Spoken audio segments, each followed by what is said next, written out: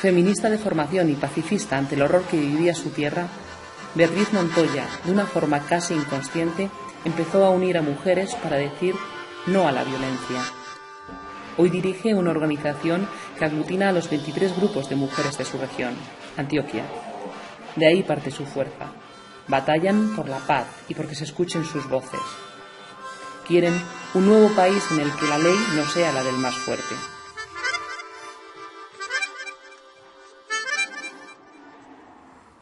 Cuando Amor inició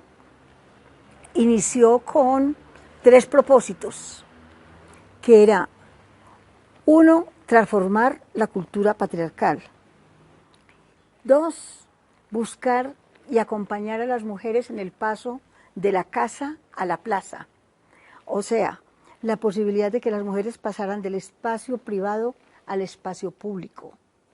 Y el tercer objetivo era que se vincularan las mujeres al desarrollo, que hicieran parte del desarrollo de sus localidades. Y empezábamos a hablar de eso que estaba ocurriendo y juntamos a desmovilizados y a víctimas a formarlos como promotores y promotoras de vida y salud mental. Simultáneamente, cada uno iba pensando en el mismo espacio cuál era el lugar que la guerra le había puesto a cada uno de ellos. Y empezamos a descubrir cómo el enemigo es la guerra. En esos espacios que habían sido de concentración de excombatientes, en esos municipios se encontraba que de los que habían pasado por el proceso, ninguno de ellos se había vuelto a rearmar, aunque les habían hecho cantidades de ofertas. Y ellos decían: nosotros ya no volvemos a la guerra. Entonces eso se ha comprobado y cómo la comunidad los aprecia, los ha recogido, y entonces hay una relación, dijéramos, y un tejido social de confianza mutua, de apoyo, donde dijéramos todo el mundo reconoce que esos municipios realmente la reinserción y la reincorporación de excombatientes ha sido de otra manera. Ahí hay una fuerza entre las mujeres muy grande. Cuando las mujeres logramos juntarnos a pensar esa historia que nos ha tocado vivir y nos damos cuenta que la historia que creíamos que era una historia individual, particular, de cada una, es común a la mayoría de las mujeres que la estamos pasando, entendemos que eso que hemos vivido no corresponde a nuestros problemas, a nuestras situaciones individuales, sino algo que está por encima de las mujeres y que tiene que ver con esa sociedad que nos ha puesto en esos lugares. Eso tiene una ventaja, y es que desculpabiliza a las mujeres. Y cuando las desculpabiliza, las mujeres empiezan a tener una fuerza interna muy grande que nos potencia. Pero yo sí creo que la fuerza está en la relación entre las mujeres, que cuando logramos encontrarnos en ese camino común que hemos vivido todas, nos entendemos, nos apoyamos y juntas construimos esta sociedad que queremos.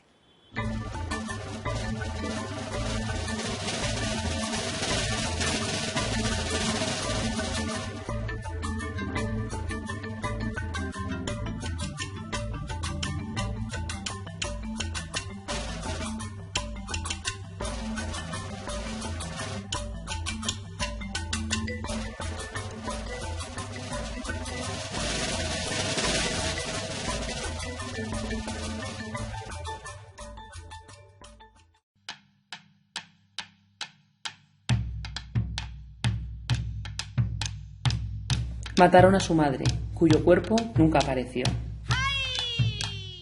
Ella tuvo que desplazarse y, harta de callar, empezó a contar.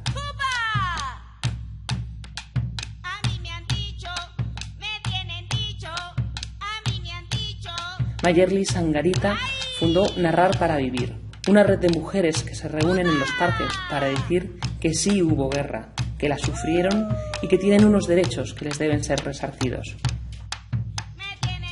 Sus constantes denuncias le costaron un atentado. Hoy vive con 5 guardaespaldas y no deja de contar. Bueno, Narrar para Vivir, como su nombre lo dice, es una red de mujeres sobrevivientes del conflicto en la región de Monte de María que nace como una necesidad en medio del conflicto, en esa espiral de barbarie donde nosotras las mujeres fuimos tomadas como botín de guerra y como el payaso nos reíamos, pero no podíamos expresar el dolor, ni los sentimientos de culpa, ni toda esa carga que el conflicto nos estaba dejando a las sobrevivientes, ¿no? Nosotras construimos unos pequeños laboratorios femeninos de paz donde todavía existe la guerra. A nosotras nadie nos pidió que fuéramos víctimas del conflicto, o sea, ni nos dijeron, mire, tú vas a ser víctima de los paramilitares, tú vas a ser víctima de la guerrilla, tú vas a ser víctima del ejército, de la policía. Nadie nos preguntó quién iba a ser nuestro victimario, pero nosotras sí decidimos estar en la construcción de la paz de nuestro país, en una construcción con tejido social, desde el territorio, desde el barro, allá, no en una mesa, en un escritorio. Por eso ha sido importante los foros regionales donde hemos estado y llegar a La Habana, porque allá hemos estado como expertas diciendo, mire, respetamos lo que están pensando, pero es que esto no es solamente construirlo desde acá. Esto es llevarlo a un territorio porque allá es donde nos estamos matando, allá es donde están los violentos, allá es donde está el hambre, la pobreza. ¿Y cómo hablar de paz si no hay necesidades básicas insatisfechas? Donde yo tengo 4 o 5 niños pidiéndome siquiera un plato de comida. O sea, hablar de paz sin desarrollo no es paz. Para nosotras la 1325 es una herramienta que le da el derecho a las mujeres a estar en la negociación de la paz, pero que también nos garantiza, ¿sí?, que esos derechos que se vulneraron en el conflicto sean resarcidos. Creo que tengo un don y que no podía dejar a 840 mujeres. Defiéndanse como pueda, que yo me voy con toda la garantía del país, con mis hijos, no. Entonces me criticaban, ¿y usted por qué no piensa en sus hijos? Yo, porque pienso en mi hijo lo hago, porque pienso en mis 2 niñas lo hago, porque yo no voy a esperar un país donde es normal que nos secuestren, que nos desaparezcan, que nos amenacen. O sea, si tú eres indiferente, pues sigue siendo parte de esa estadística de la indiferencia que nos mata. Y yo, ¿por qué es que nos mata la indiferencia? Yo les decía, las balas no nos matan. ¿Cómo que las balas no nos matan? Y decía, claro que nos matan las balas. Y yo, no, nos matan la indiferencia que tú tienes, ¿verdad?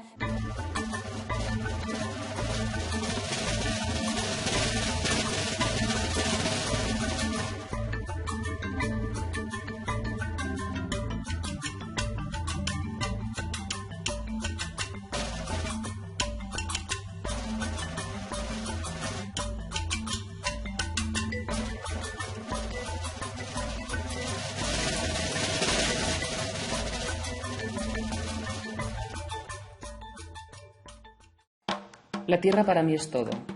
Es el cofre donde está mi hijo. Ella lo guardó, lo adoptó y ahí lo tiene. Y hasta que no encuentre su última falange no podré estar viva. Son palabras de Luz Marina Bernal. Fray Leonardo tenía 26 años cuando se lo llevaron. Lo encontró muerto 8 meses después. Dijeron que era jefe de un grupo guerrillero. Fue el primero de los llamados falsos positivos, pobres a los que hicieron pasar por insurgentes. Mi hijo fue un chico muy especial, a pesar de su discapacidad en su brazo y pierna derecha, del no saber leer ni escribir, ni siquiera identificar el valor del dinero, prestó un servicio social a la comunidad. Él era muy activo con todas las mujeres y se lo llevaron de mi casa a 18 horas hasta Ocaña Norte de Santander. Allí le pagaron a Alex Carretero Díaz 200.000 pesos, eso fue lo que valió mi hijo, y lo asesinaron el 12 de enero del 2008 y lo hicieron pasar pues por el jefe de una organización narcoterrorista. Entonces hubieron muchas inconsistencias en el montaje que ellos hicieron, pero realmente eso se cayó por su propio peso y de acuerdo a la presión que Amnistía Internacional hizo con el presidente, con la Fiscalía, con la Procuraduría, se logró que en el caso de Fray Leonardo Porras hubieran 2 estancias. En la primera estancia condenaron a 52 años, 51 años y 35 años. Pero mi afán es que todos estos crímenes cometidos por las Fuerzas Armadas del Ejército se reconozcan de la misma forma, porque yo creo que el caso de mi hijo es un caso histórico, emblemático, y que creo que es el primer caso de falso positivo reconocido crimen de lesa humanidad, y que creo que todas las familias de este país tengan el mismo derecho de que se reconozca crimen de lesa humanidad para que esto nunca prescriba. Fue sorprendente para ellos que unas madres de bajos recursos se enfrentaran a un Estado, a un gobierno y sobre todo a una cúpula militar que no esperaban que fueran señalados de haber asesinado a muchos chicos a nivel, digamos, nacional. Al comienzo sí, tenía mucho miedo, pero no era miedo por lo que me pudiera pasar a mí, sino miedo de que le pudiera pasar algo a mis hijos, a mis nietos, a mi esposo. Pero tengo que decir que ese miedo se va superando poco a poco, porque si yo tengo miedo, no puedo ayudar a otras personas, pero sobre todo, si yo tengo miedo, soy permisiva a que esto se siga repitiendo en muchas partes del país, y alguien tiene que denunciar. En este momento, para mí es sorprendente que nos permitan hablar a las víctimas, denunciar, porque primero no se hacía. Ahora, yo creo que la verdadera historia, la verdadera memoria de este país es el trabajo que cada una de las víctimas estamos haciendo. Porque el día que nosotras dejemos hablar de nuestros familiares, ese día ellos mueren. Pero nosotros somos la historia, somos la memoria, y yo digo que el día que yo deje de hablar de mi hijo es porque yo ya estoy muerta, yo ya no lo puedo hacer.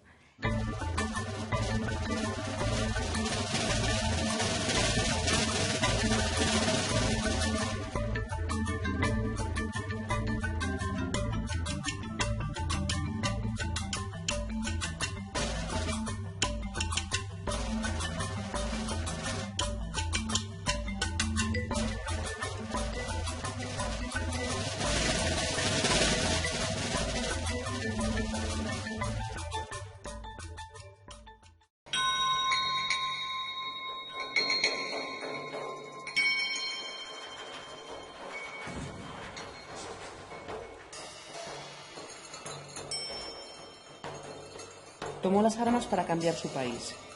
Vera Grade fue una de las máximas dirigentes del M-19 y se desmovilizó cuando su movimiento guerrillero no le dio más sentido a la guerra. Tras firmar la paz, optó por ser parte de las instituciones y fue elegida senadora. Hoy dirige el Observatorio por la Paz.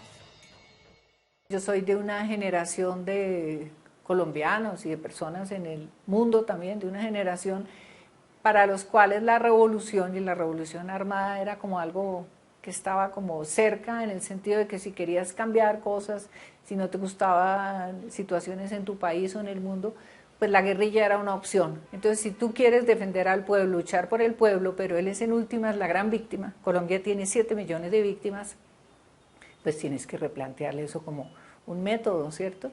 Y creo que además pues también los seres humanos crecemos, ¿cierto? También los seres humanos cambiamos, la humanidad es cada vez más consciente y cada vez más la guerra. Si bien la guerra o las revoluciones armadas han sido un camino de transformación histórica, pero también cada vez más es más claro que son las revoluciones no violentas y las revoluciones culturales las que cambian realmente de fondo las condiciones, lo que queremos cambiar.